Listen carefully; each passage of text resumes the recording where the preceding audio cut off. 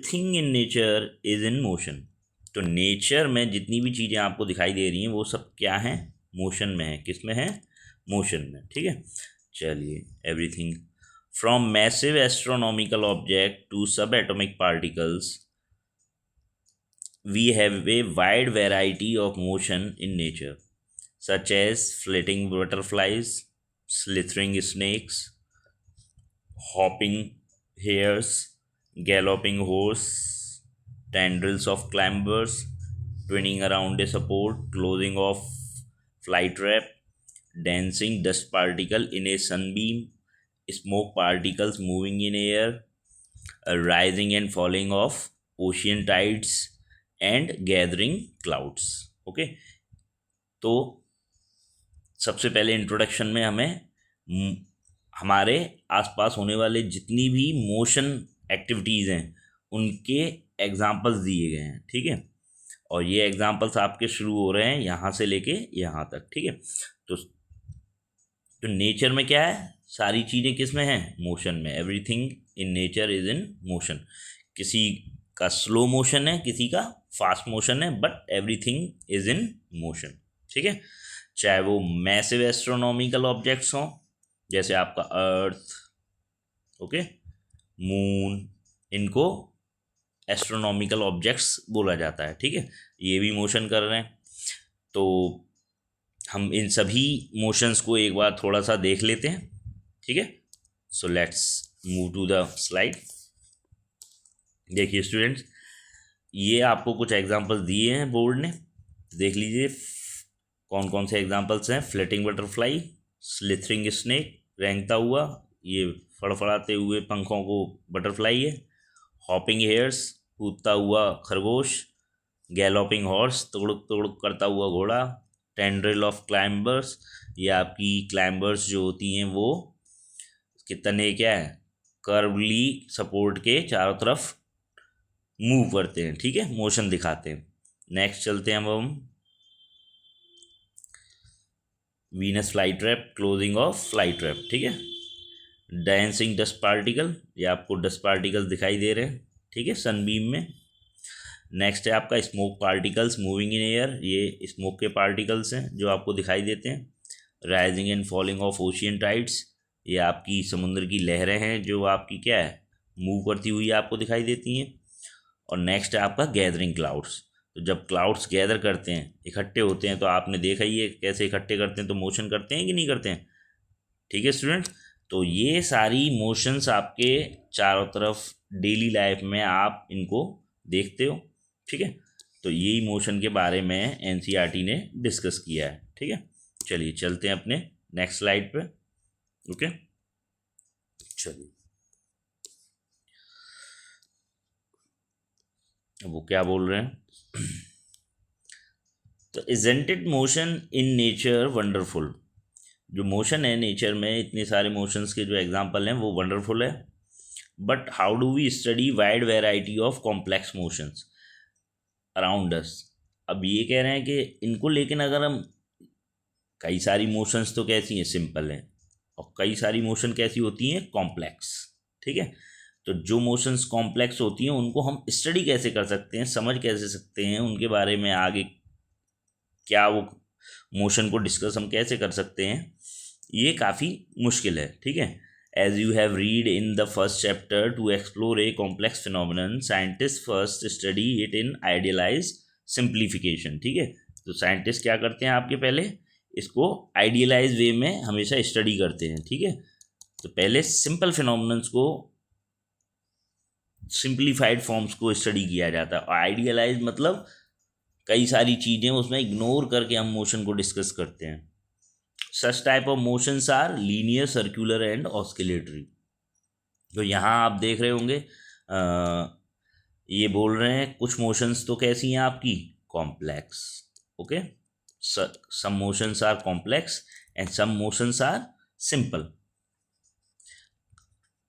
Simple motion कौन सी हैं, जिनको हम इजीली स्टडी कर सकते हैं। ठीक है, और कॉम्प्लेक्स मोशन जिसमें क्या हो, जो एक साथ कई सारी मोशंस, टाइप्स ऑफ मोशन एक साथ करती है, उसे हम कॉम्प्लेक्स मोशन कहते हैं। और सिंपल मोशन उसे कहेंगे जिसमें सिंगल टाइप ऑफ मोशन हमें देखने को मिलेगी। ठीक है, इसके कुछ एग्जांपल्स हम देख लेते हैं। ठीक है, चलिए देखते हैं इसके कुछ एग्जांपल्स। तो सबसे पहले आप लोग ज़रा ध्यान देंगे, टाइप्स ऑफ मोशन में देखिए,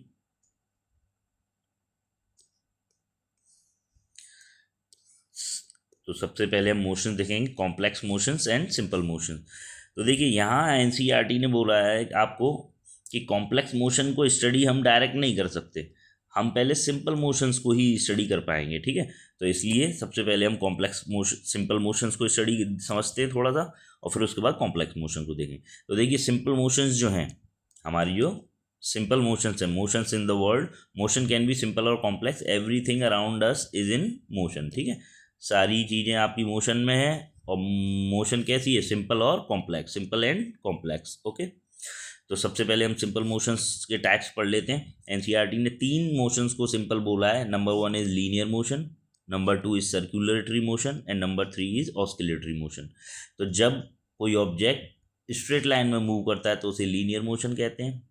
जब कोई ऑब्जेक्ट सर्कुलर पाथ पे मूव करता है तो उसकी मोशन को हम सर्कुलर मोशन कहते हैं। और when an object move to and fro मतलब इधर और इधर, बार बार इधर और इधर जाता है किसी mean position, this is the mean position of the pendulum. Okay, और जब पेंडुलम आपका इधर जाएगा और इधर मोशन करेगा तो इस टाइप की मोशन, मीन पोजीशन के इधर और इधर किसी एक फिक्स पोजीशन के इधर उधर जाते हैं तो उस मोशन को हम क्या कहते हैं, ऑस्किलेटरी मोशन। कैसी मोशन कहते हैं, oscillatory motion. Okay, this is your oscillatory. तो तीनों टाइप की सिंपल मोशन हमने समझ ली। इसमें सीधे सीधे चलना है, इसमें गोल गोल चलते रहना है, और इसमें मीन पोजीशन के इधर और इधर हो जाए आपको मूव करना है। ठीक है, अब चलिए चलते हैं नेक्स्ट कॉम्प्लेक्स मोशन पे। तो स्टूडेंट्स आप यहाँ देख सकते हैं, ठीक है, कॉम्प्लेक्स मोशन किसे कहते हैं, तो फटाफट से अब ये जो एग्जांपल हैं आपके कॉम्प्लेक्स मोशंस के, तो इनको ज़रा आप देख लीजिए। कुछ हैं एग्जांपल्स आपके बहुत ज़्यादा। ठीक है, अभी कैसे आपके नंबर 1 है प्ले,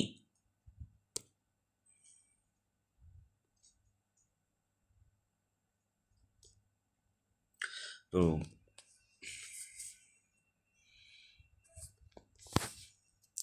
देखिए नंबर 1 मोशन है हमारी प्लेग्राउंड स्विंग। ठीक है, ये लड़की है आपकी स्विंग कर रही है, झूले पे झूल रही है, तो आपको साफ साफ दिख रहा है कैसी मोशन होगी झूले की। ठीक है, एक तो ये क्या है, इस तरीके से सर्कुलर भी रहेगी और ऑस्किलेटरी भी रहेगी। सर्कुलरी हल्का सा पार्ट ये सर्कुलर मोशन करेगी, और क्या कर रही है, ये बार बार इधर और इधर जा रही है। ठीक है, तो ये जो मोशन है आपकी कॉम्प्लेक्स मोशन के अंदर आएगी। ठीक है, नंबर 2 फैन ब्लेड्स मोशन। तो जब आपका फैन घूमता है तो आपको पता ही है, each point on the blade has a circular motion while the air goes linear motion. आपको पता ही है इसमें हर एक पार्टिकल जो है ब्लेड का वो क्या कर रहा है, सर्कुलर मोशन कर रहा है। क्या कर रहा है, सर्कुलर मोशन। बट जो एयर आती है आपकी नीचे की तरफ कैसी आती है, स्ट्रेट लाइन में आती है। ठीक है, तो ये भी एक कॉम्प्लेक्स मोशन का एग्जाम्पल हुआ। Number 3 car on A curve road. तो देखिए कार आपकी कर्व रोड है, तो पहले तो वो क्या है, लीनियर चल रही थी। ठीक है, अब वो कैसी चल रही थी, लीनियर, और फिर कर्व आ गया तो अब वो कैसी होगी, सर्कुलर। तो जब कार किसी कर्व रोड पे चलती है तो वो कॉम्प्लेक्स मोशन के अंदर आएगी। ठीक है, क्योंकि इसमें लीनियर भी मोशन है और सर्कुलर मोशन भी है टर्न के अराउंड। ओके, चलिए स्टूडेंट अब हम चलते हैं अपनी अर्थ की रोटेशन। अर्थ की रोटेशन भी आपको देखिए कैसी कॉम्प्लेक्स मोशन बताया गया, तो क्यों इसे कॉम्प्लेक्स बताया गया देख लेते हैं। अर्थ क्या करती है, आपको पता ही है, ये आपकी अर्थ है तो ये अपनी एक्सिस के अराउंड भी घूमती है। ठीक है, जिसको हम रोटेशनल मोशन कहते हैं। ठीक है, इसके अलावा ये और क्या करती है, सन के चारों तरफ इस तरीके से चलती है, रिवॉल्यूशन प्लस रोटेशन, ये 2 टाइप की मोशन आपको दिखाती है। इसलिए ये मोशन भी कैसी रहेगी आपकी, कॉम्प्लेक्स। अर्थ की मोशन भी कैसी रहेगी, complex. Earth spin on its axis, अपनी एक्सिस पे स्पिन करती है चारों तरफ, एंड रिवॉल्व्स अराउंड द सन, और सन के चारों तरफ भी चक्कर लगाती है। तो सर्कुलर मोशन भी कर रही है और रोटेशनल मोशन भी कर रही है। ठीक है। चलिए अब हम चलते हैं अपनी एक और कॉम्प्लेक्स मोशन को देख लेते हैं, वेव्स इन वाटर। तो आप देख रहे हैं यहाँ पे वेव्स इन वाटर, तो ये पार्टिकल्स ऑफ वेव्स क्या है, ऊपर नीचे भी जाएंगे, क्या करेंगे, ऊपर नीचे तो जाएंगे और साथ में आगे भी मूव करेंगे। तो क्या कर रहे हैं, लीनियर मोशन भी कर रहे हैं और ऑस्किलेटरी मोशन भी हो रहा है। So waves in water is also an example of complex motion. ठीक है।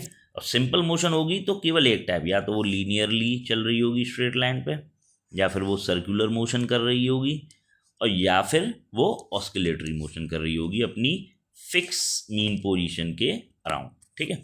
चलिए स्टूडेंट, तो चलते हैं, हमने कॉम्प्लेक्स और नॉर्मल मोशंस, सिंपल मोशंस को समझ लिया है। अब हम चलते हैं अपने चैप्टर की मेन लाइन पे। चलिए, तो स्टूडेंट्स, तो scientist was study it in idealise form, such type motions are linear. तो आइडियलाइज जो फॉर्म है, मतलब सिंपल मोशंस है, उनको हम आइडियलाइज मोशंस कहेंगे, और इनको हमने अर्लियर ग्रेड्स में ही पढ़ा था, 6th 7th 8th में। In this chapter you will learn more about linear motion and uniform circular motion. तो इस चैप्टर में हमें कौन कौन सी मोशंस पढ़नी है स्टूडेंट्स, एक तो हमें लीनियर मोशंस पढ़नी है, एक तो हमें लीनियर मोशन पढ़नी है, और हमें सर्कुलर मोशन पढ़नी है। और लीनियर मोशन में भी स्ट्रेट लाइन में जो मोशन होती है वो वाली। ठीक है, वैसे लीनियर मोशन सारी स्ट्रेट लाइन में ही होती है। चलिए नेक्स्ट चलते हैं। Earlier you learn about some physical quantity such as distance, time and speed. तो आप पहली क्लासेस में 6th 7th 8th में क्या आपने ये तीनों चीज़ों के बारे में पढ़ा हुआ है। ठीक है, डिस्टेंस के बारे में पढ़ा है, टाइम के बारे में पढ़ा है, और स्पीड के बारे में। डिस्टेंस क्या होता है आप जानते ही हो। ठीक है, और अब हम कुछ 3 नई क्वांटिटीज़ और पढ़ेंगे जिनका नाम क्या है। ठीक है, सभी लोग ध्यान दीजिए। एक तो है डिस्प्लेसमेंट,